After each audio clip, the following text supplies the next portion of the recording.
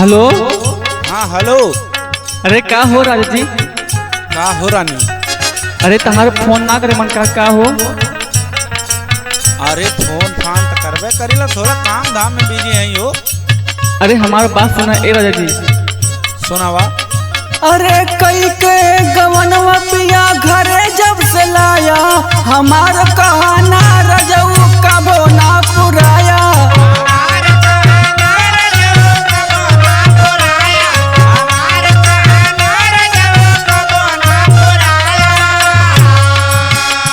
अरे कई के गवनवा पिया घरे जब से लाया, हमार कहना रजऊ कबो ना पुराया।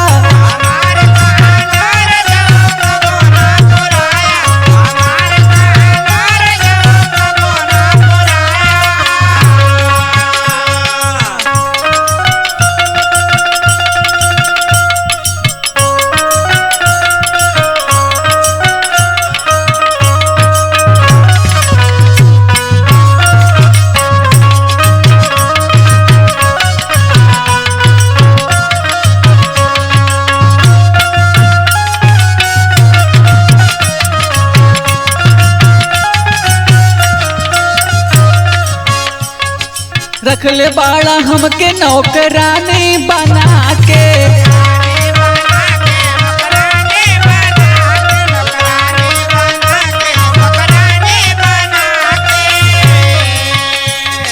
कुल बात माई से कब हम जाके।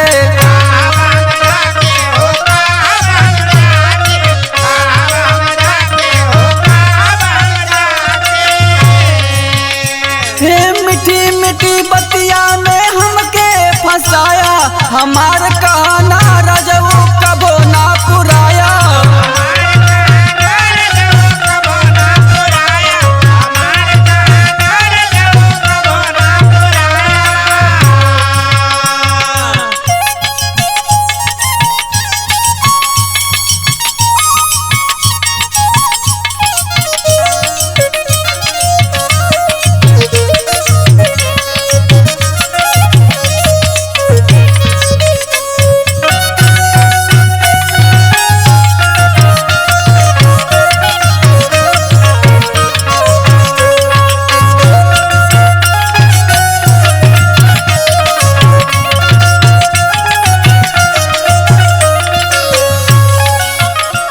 अरे अपना तो चल गईला दिल्ली सहरिया।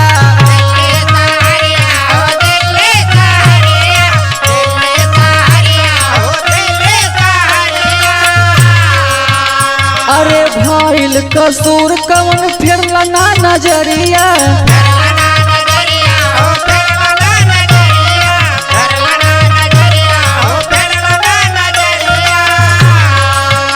अरे पिया शिव कुमार जानी हमके सताया, हमार कहना रजऊ कबो ना पुराया।